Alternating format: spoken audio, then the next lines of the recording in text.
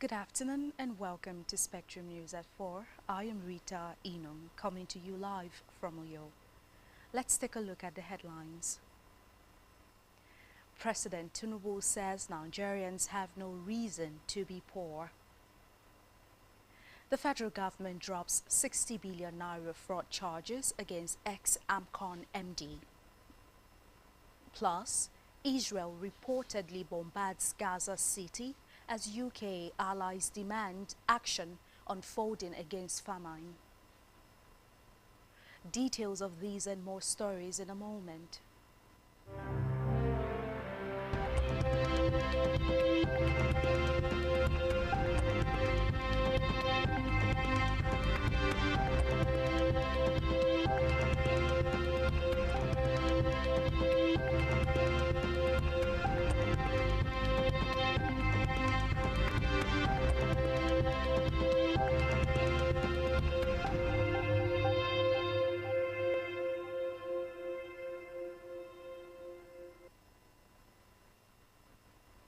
Many thanks for staying tuned.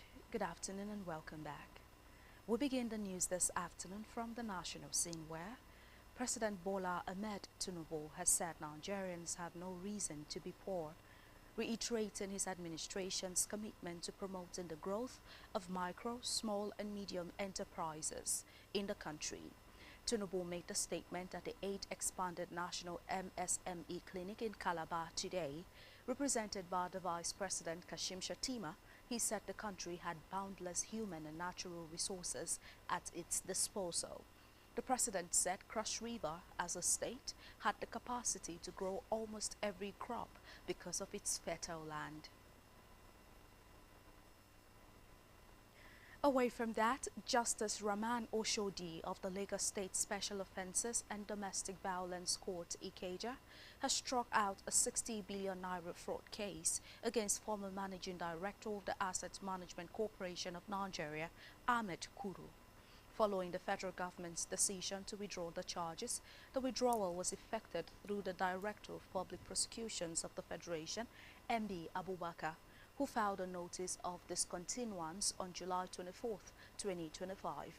Recall that the Economic and Financial Crimes Commission had on February 11, 2025, arraigned Kuru on amended 6 counts bordering on conspiracy, stealing, and transfer of property derived from an illegal act. He pleaded not guilty. Meanwhile, the federal government has ordered the withdrawal of the case against musician Kwam One and female passenger Comfort Emanson, citing wide consultations with critical industry stakeholders. The development came after Emanson was remanded in prison following the incident. A statement by the Minister of Aviation and Aerospace Development, Festus Keyamo, the recent events in the industry concerning the unruly behavior of certain individuals are unfortunate. The minister, however, declared that valuable lessons have been learned by all sides to these incidents and airport security protocols. He also noted that this is a clear message that the aviation sector takes safety and security very seriously.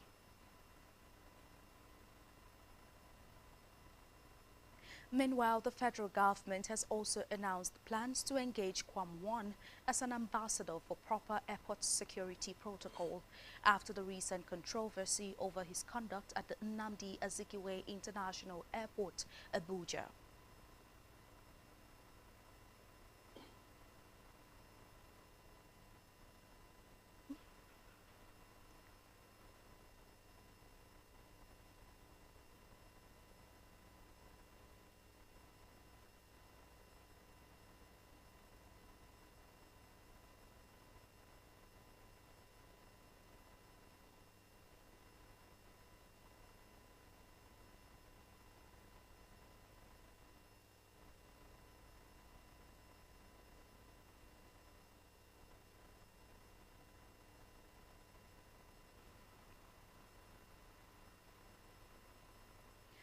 And in the meantime, the federal government has presented the Foreign Carrier Operation Permit, FCOR, to Air Tanzania Company at the Ministry of Aviation and Aerospace Development in its headquarters in Abuja.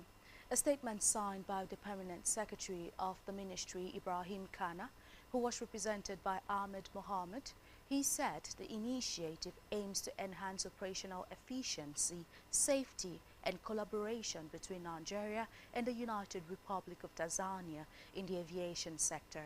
He explained that the FCOR will standardize procedures, ensuring seamless interactions and efficient operations between Nigeria and Tanzania aviation stakeholders while aligning with international best practices. According to him, the initiative aligns with President Bola Ahmed Tinubu's led federal government's effort to promote regional integration and cooperation in West Africa and beyond. In another development, the Federal High Court in Abuja has fixed September 24th, 25 and 26, 2025 for the federal to close its case in the decade-long trial of former National Security Advisor Colonel Sambo Dasuki, retired, over alleged unlawful possession of firearms and money laundering. Trial Judge Justice Peter Lifu directed the prosecution to call any remaining witnesses and tender all outstanding exhibits to prove its allegation before Dasuki opened to his defense. Dasuki has been standing trial since 2015 on amended 7 counts filed against him during the administration of the late former President Muhammadu Buhari.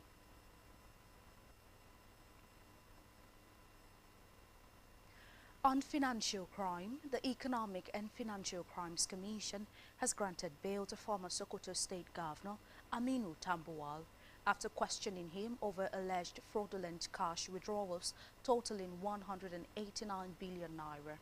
Recall that Tambuwal, who governed Sokoto State from 2015 to 2023, was invited to the EFCC headquarters in Abuja on Monday, arriving around 11:30 a.m.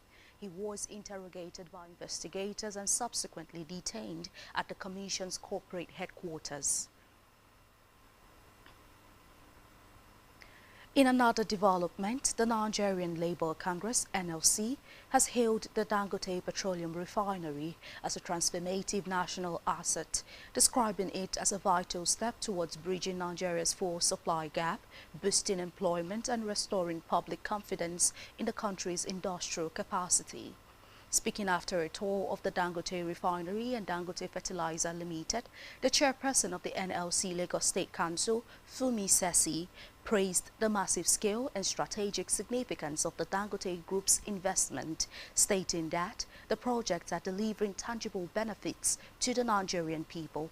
She recalled that, following the federal government's removal of petrol subsidies, Nigerians experienced an unprecedented surge in the cost of premium motor spirit, PMS, and that the entrance of the Dangote Petroleum Refinery into the market helped to stabilize prices. The NLC chairperson further appealed to the federal government to prioritize the sale of crude oil to Dangote Refinery in Naira, arguing that forcing the company to import crude or purchase locally in dollars undermines the promise of lower fuel prices for ordinary Nigerians.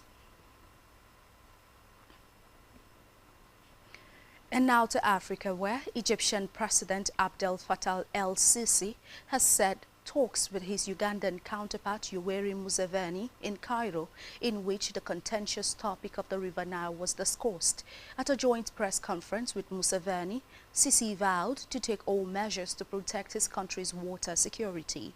Sisi's remarks were in reference to Ethiopia's Grand Renaissance Dam, GERD, fearing the dam will reduce the amount of water flowing to it.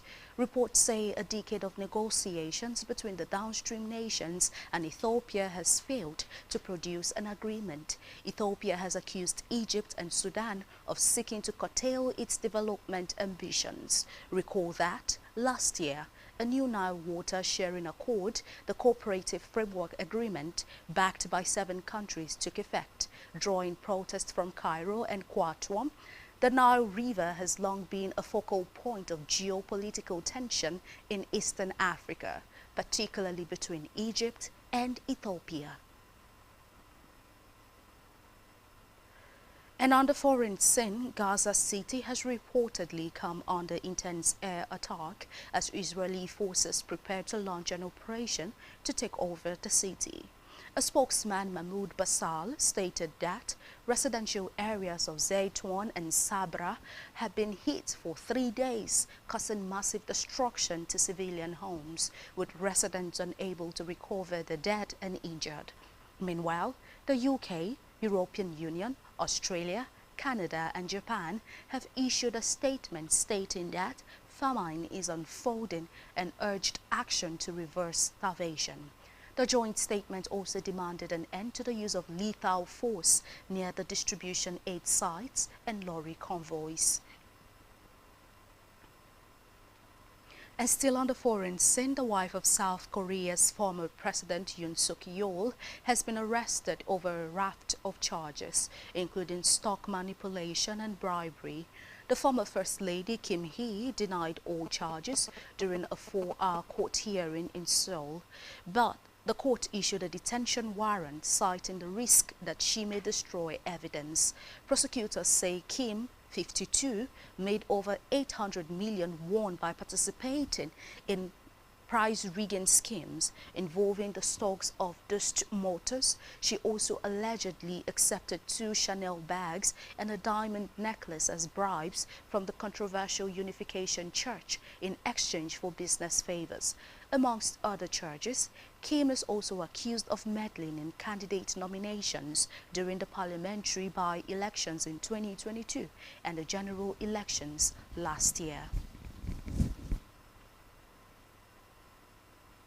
And still to come in the news, UEFA Champions League playoff fixtures confirmed. Stay tuned for details of this in a moment.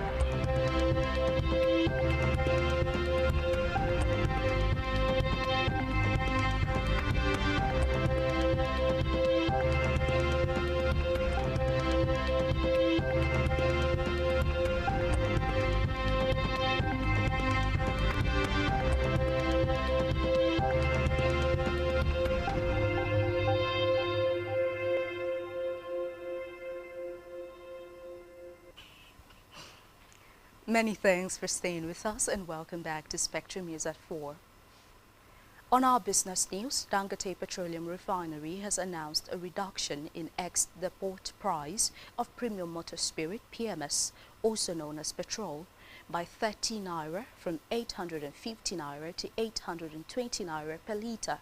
A statement signed by the refinery's Chief Branding and Communications Officer, Anthony Chiegina, said the change took effect from Tuesday, August 12, 2025. According to the statement, the move was part of the refinery's unwavering commitment to national development, assuring the public of a consistent and uninterrupted supply of petroleum products. And still in business, the Nigerian Midstream and Downstream Petroleum Regulatory Authority, NMDPRA, has reported that Nigeria consumed 1.48 billion litres of PMS petrol in June. This is a sharp decline in the supply of the product compared to May, according to the NMDPRA Director of Public Affairs, George Eneita. The agency's submission to the Federation Account Allocation Committee shows the total evacuation for June 2025 to be 1.44 million litres, while the daily average reportedly stood at 48 million litres. According to the latest figures, in the report, PMS supply fell by 290.5 million litres from 1.77 billion litres in May to 1.48 billion litres in June, representing a 16.42% drop.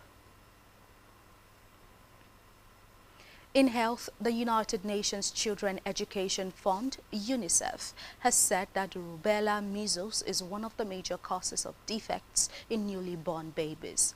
UNICEF disclosed that if not detected and treated, the disease could result in permanent hearing impairment, birth defects, cataracts and blindness, amongst others. UNICEF made this known during a sensitization training workshop for media practitioners, health educators and health workers on the introduction of the measles rubella vaccination, which will kick off in October 2025. UNICEF Niger State lead Grace Odeyemi noted that it was necessary to intensify the campaign on the rubella measles, particularly amongst pregnant women, saying that although it has been in existence globally for a long time, it was the first time rubella measles vaccine was being introduced in the country. To sports news now, where the 2025/2026 UEFA Champions League playoff stage fixtures have been confirmed. This follows the conclusion of the third qualifying round second leg fixtures played on Tuesday. Recall that Fenerbahce won 5-2 against Feyenoord at the home to progress to the playoff stage on a 6-4 aggregate win. Paphos also booked their place in the playoff stage on a 3-0 aggregate win after beating Dynamo Kyiv 2-0. Meanwhile, the Champions League playoff stage will commence next week Tuesday. And still in sports, Bournemouth have completed the signing of French centre-back Bafode Diakite from the Lille for £34.6 million. The 24-year-old will cost the Cherries an initial fee of £30.3 million plus up to £4.3 million in add-ons, which makes him Bournemouth's second most expensive signing. He made 31 League One appearances last season as Lille finished 5th in the French top flight and also played 10 times in the Champions League. His arrival follows Ilias Abani's becoming the third key defender to leave Bournemouth during this transfer window when he joined Paris Saint-Germain on Tuesday. On our entertainment news, Afrobeat singer David Adeleke, popularly known as Davido, has revealed the tragedy of losing his son, Ifeanyi Adeleke, was life-changing. Speaking in a recent interview with reporters, Davido stated that losing his son changed his perspective about life and his career. He also said he was proud about how him and Chioma handled the loss and were able to bounce back. Recall that Davido and his wife Chioma lost their 3-year-old son Ifeanyi after he drowned in a pool at the singer's residence in Banana Island, Lagos State in October 2022. And that's all we have for you at this time. Do well to ensure that you follow us on social media and subscribe to our YouTube channel, all of which you can find on our website, spectrumtvlive.ng. You have been watching Spectrum News at 4. I am Rita Enum. Do enjoy the rest of your day.